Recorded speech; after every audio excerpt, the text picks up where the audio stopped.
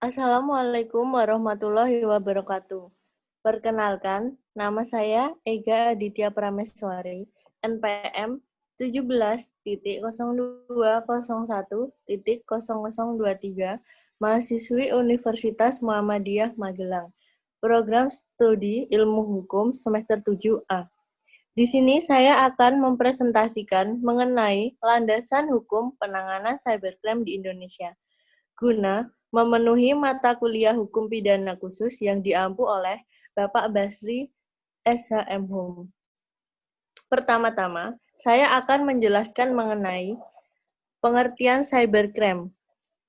Cybercrime adalah perbuatan melawan hukum yang dilakukan menggunakan komputer dan atau dunia maya sebagai sarana atau alat, baik untuk memperoleh keuntungan ataupun tidak dengan merugikan pihak lain. Meskipun tidak terlihat, bukan berarti dampak dari kejahatan cybercrime hanyalah ringan.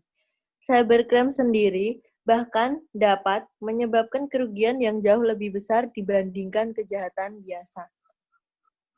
Selanjutnya adalah jenis-jenis cybercrime. Yang pertama ada akses tanpa izin. Kejahatan jenis ini dilakukan dengan memasuki komputer atau jaringan komputer tanpa izin. Pelaku kejahatan ini memanfaatkan kelemahan sistem keamanan komputer maupun jaringan komputer. Yang kedua yaitu illegal content, yaitu muatan berupa data atau informasi asing yang dimasukkan oleh pelaku kejahatan dengan tujuan untuk mencemarkan nama baik seseorang. Data atau informasi yang dimasukkan dapat berupa sesuatu yang tidak benar atau tidak sesuai dengan norma. Selanjutnya ada cyber espionage. Spionage sendiri berarti mata-mata. Cyber espionage berarti mata-mata di dunia maya yang dilakukan untuk mengamati serta mencuri informasi rahasia suatu negara atau perusahaan. Selanjutnya yaitu ada sabotase. Kejahatan ini berusaha untuk menimbulkan gangguan, kerusakan, kehancuran data, kehancuran program, atau kehancuran jaringan komputer. Sabotase sendiri biasanya dilakukan dengan cara menggunakan virus atau mengirimkan data dalam jumlah besar. Selanjutnya ada phishing. Phishing sendiri dilakukan untuk mengecoh korban sehingga korban memberikan data ke dalam situs yang telah pelaku siapkan. Biasanya, situs yang telah disediakan direkayasa terlebih dahulu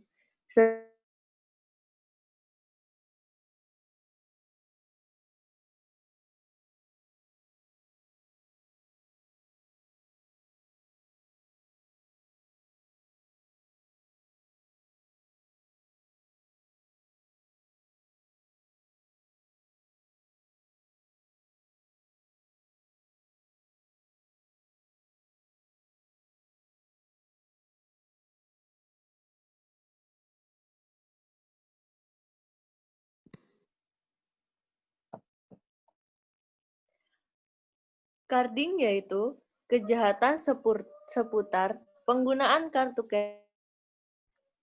Biasanya dilakukan saat berlakunya transaksi online. Dan dengan cara tertentu, pelaku kejahatan menembus jaringan komputer yang digunakan untuk melakukan transaksi tersebut. Lalu, pelaku kejahatan merekam data-data pemilik kartu kredit untuk kepentingan individu pelaku. Selanjutnya yaitu saya akan menjelaskan mengenai pengaturan cybercrime material di Indonesia.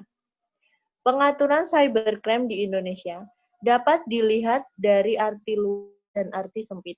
Dalam arti luas, semua tindak pidana cyber termasuk konvensional dalam KUHP sepanjang dengan menggunakan bantuan atau sarana sistem elektronik seperti pembunuhan, perdagangan orang, juga dapat termasuk dalam tindak pidana cyber. Demikian juga tindak pidana dalam Undang-Undang Nomor 3 Tahun 2011 tentang transfer dana dan juga tindak pidana perbankan serta tindak pidana money laundry atau pencucian uang dalam Undang-Undang Nomor 8 Tahun 2010 tentang pencegahan dan pemberantasan tindak pidana pencucian uang atau UU TPPU. Sedangkan dalam arti sempit, tindak pidana cyber diatur dalam Undang-Undang Nomor 11 Tahun 2008 tentang Informasi Elektronik atau UU ITE sebagaimana yang telah diubah oleh Undang-Undang Nomor 19 Tahun 2016 tentang perubahan Nomor 8 tentang Informasi dan Transaksi Elektronik atau Nomor 9 Tahun 2019. Selanjutnya, pengaturan cybercrime formil di Indonesia.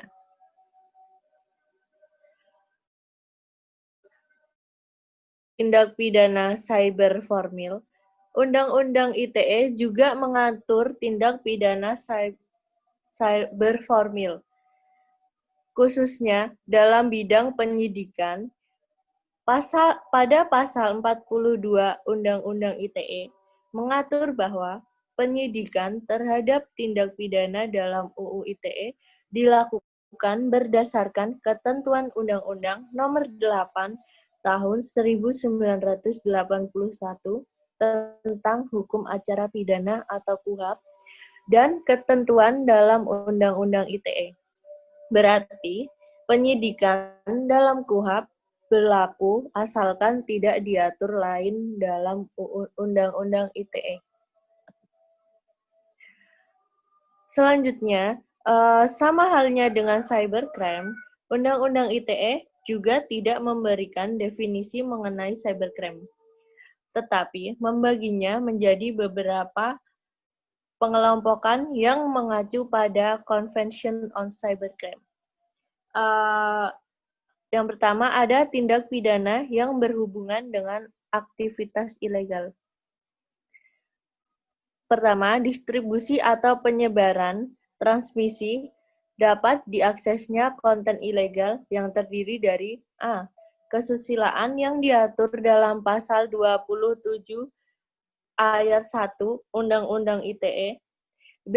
Perjudian yang diatur dalam pasal 2 ayat 2 Undang-Undang ITE. C.